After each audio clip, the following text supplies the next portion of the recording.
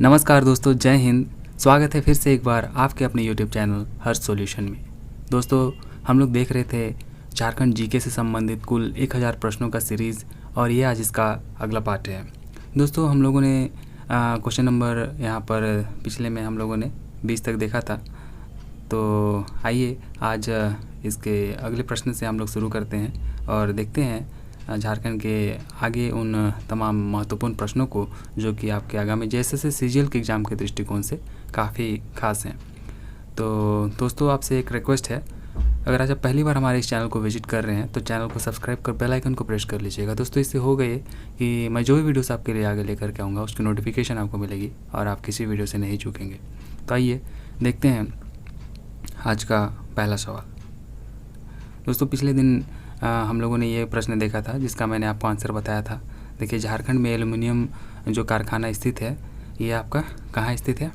झारखंड में एल्युमिनियम कारखाना, आप बताइए। ये आपका मुरी में है, ठीक है। तो आप इसे याद रखेंगे। देखिए, आज का अगला प्रश्न है और मैं कह सकता हूँ पहला, भारत के राज्यों में झारखंड का जो है क्रम कौन सा है? दोस्तों, ये तो बहुत ही आसान प्रश्न है। बताइए, 25वां नंबर का है, 26वां, 27वां या फिर 28वां? तो झारखंड का जो स्थान आता है ये आपका 28वां स्थान आता है, ठीक है। ऑप्शन नंबर डी इसका सही हो जाएगा। अगला है दोस्तों, देखिए यहाँ पर झारखंड की सबसे लंबी नदी जो है कौन सी है? तो बताइए, झारखंड की सबसे लंबी नदी का क्या नाम है? स्वर्णरेखा, दामोदर, बराकर या फिर भेड़ा नदी? तो झारखंड की जो सबसे लंबी नदी है ये है आपका दामोदर नदी, ठीक है। ऑप्शन नंबर 20 का सही हो जाएगा। देखिए, आपसे ये भी प्रश्न पूछ सकता है कि कौन सी ऐसी नदी है जो स्वतंत्र रूप से बंगाल की खाड़ी में गिरती है? तो आपका स्वर्णरेखा हो जाएगा, ठीक है। चलिए देखते हैं अगला प्रश्न। देखिए, कोयल का निक्षेप पाया जाता है। तो आपसे पूछ रहा है दोस्तों कि कोयला का जो निक्षेप है वो कहाँ पाया जाता है? कोयला का गोंडवाना संरचना में, फिर देखिए आर्कियन संरचना में, धारवाड़ संरचना में या फिर विंध्याचल, ठीक है। क्या है यहाँ पर? देखिए, विंध्यन संरचना में, ठीक है। तो आपको बताना है कि इसका सही उत्तर क्या हो जाएगा दोस्तों, कि कोयला का निक्षेप सबसे ज़्यादा कहाँ पाया जाता है? तो जो कोयला का सबसे ज़्यादा निक्षेप पाया जाता है ये आपका गोंडवाना संरचना में पाया जाता है, ठीक है। ऑप्शन नंबर ए इसका सही हो जाएगा। आइए देखते हैं अगला प्रश्न। देखिए, जनगणना 2011 के अनुसार जनसंख्या की दृष्टि से झारखंड का जो सबसे बड़ा ज़िला है वो कौन सा है? तो बताइए दोस्तों, जनगणना 2011 के अनुसार, अभी फिर से 2021 में होना था लेकिन किसी कारणवश अभी जनगणना नहीं हो पाया है, तो आपको पुराना डेटा को ही याद रखना पड़ेगा। तो बताइए कि जनगणना 2011 के अनुसार दोस्तों झारखंड की जो सबसे बड़ा ज़िला है वो कौन सा है जनसंख्या की दृष्टि से? तो पश्चिमी सिंहभूम है, हजारीबाग है, गिरिडीह है या फिर रांची है? तो ये आपका हो जाएगा रांची। कौन सा हो जाएगा? रांची, ठीक है। तो आप इसे याद रखेंगे। लेकिन हाँ, ये आपका जनसंख्या की दृष्टि से झारखंड का सबसे बड़ा ज़िला है, ठीक है। और अगला है हमारा, निम्न में से किस जिला में लिंगानुपात जो है जनगणना 2011 के अनुसार सर्वाधिक है? तो सर्वाधिक लिंगानुपात आपको कहाँ मिलेगा दोस्तों? बताइए। देखिए, कोडरमा, पश्चिमी सिंहभूम, रांची या फिर बोकारो में? तो जनगणना 2011 के अनुसार जो सर्वाधिक लिंगानुपात वाला जो ज़िला है वो है हमारा ऑप्शन नंबर 20 का सही हो जाएगा, पश्चिमी सिंहभूम, ठीक है। देखिए, अगला है, पालकोट आश्रयनी किस जिला में स्थित है? तो बताइए दोस्तों, पालकोट आश्रयनी जो है वो किस जिले में स्थित है? लोहरदगा, लातेहार, गुमला या फिर रांची? तो देखिए, पालकोट यहाँ पर रांची में तो होगा नहीं, लातेहार भी नहीं होगा, लोहरदगा भी नहीं होगा, ये आपका गुमला हो जाएगा, ठीक है। कहाँ हो जाएगा? गुमला। ऑप्शन नंबर सी इसका सही हो जाएगा। अगला है, देखिए, झारखंड में जो सर्वाधिक वर्षा होती है दोस्तों ये कहाँ होती है? पारसनाथ में, चक्रधरपुर में, नेतरहाट में या फिर साहेबगंज में? आप तो ऑप्शन भी यहाँ पर एलिमिनेट करके बना सकते हैं इसको।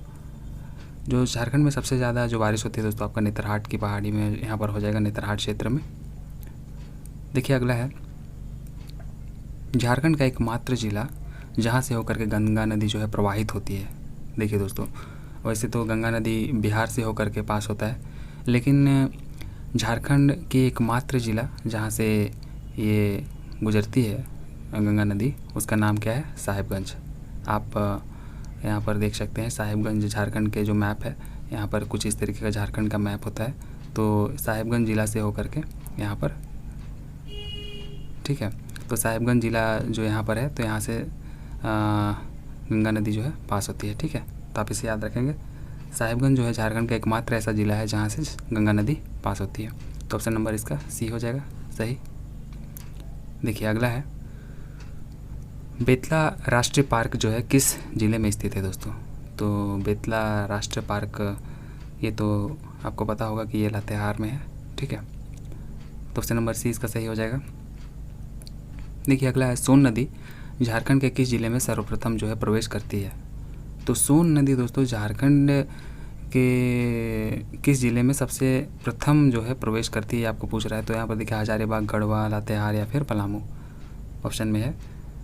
तो इसका जो सही उत्तर आप देखेंगे कि गढ़वा ज़िला, देखिए मैंने अभी झारखंड का नक्शा बनाया था, तो ये गढ़वा ज़िला इधर से होकर के सोन नदी जो है यहाँ से प्रवेश करती है, फिर आगे निकल जाती है, ठीक है। तो गढ़वा ज़िला यहाँ पर सबसे पहले हो जाएगा, इसका ऑप्शन नंबर बी सही हो जाएगा, ठीक है।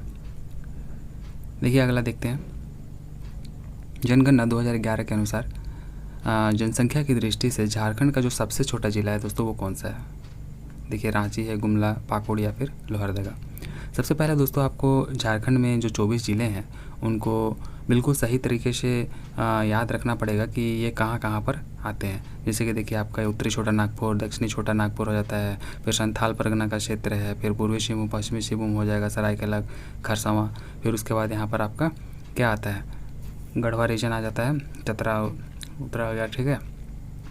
तो आपको याद रखना होगा जो उत्तरी छोटा नागपुर में कितने ज़िले हैं, आपका हजारीबाग, कोडरमा, गिरिडीह, धनबाद, बोकारो, ये सब। फिर उसके बाद आपका दक्षिणी छोटा नागपुर में कौन कौन से ज़िले आते हैं। फिर आपसे दोस्तों कई बार पूछा जाता है कि बताइए कि पूर्व से पश्चिम ज़िलों का जो क्रम है वो किस तरीके से है, उत्तर से दक्षिण जो है ज़िलों का क्रम किस तरीके से है। तो इसलिए आपको दोस्तों झारखंड का एक मैप आपको पूरा अपने दिमाग में सेट रखना पड़ेगा, ठीक है।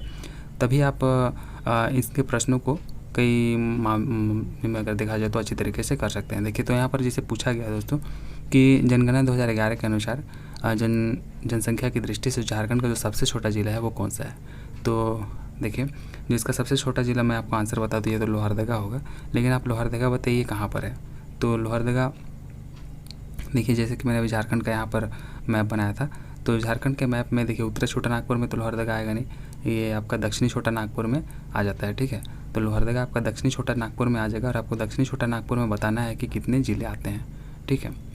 तो ये आपका लोहरदगा हो जाएगा जो कि दक्षिणी छोटा नागपुर में आता है। देखिए हुंड्रू जलप्रपात दोस्तों किस नदी पर स्थित है? इससे तो सभी को अवगत ही होंगे कि हुंड्रू जलप्रपात आपका ये स्वर्णरेखा नदी पर स्थित है, ठीक है। वैसे स्वर्णरेखा नदी में कई सारे और भी फॉल हैं, जैसे कि हुंड्रू फॉल, दसम फॉल, जोना फॉल, फिर और भी फॉल्स हैं। तो आपको बताना है कि यहाँ पर, मतलब बताना नहीं है दोस्तों, आप इसे याद रखिए कि स्वर्णरेखा नदी जो बह करके जाती है उसमें कितने फॉल हैं और वो कहाँ कहाँ पर है, ठीक है। देखिए अगला देखते हैं हम लोग, बिहार के कितने प्रतिशत भूभाग को पृथक कर अलग झारखंड राज्य का निर्माण किया गया था? तो आपको बताना है कि कितने प्रतिशत जो भूभाग थी बिहार की उसको अलग करके झारखंड राज्य बनाया गया था। 44, 36%, 55 या फिर 46%।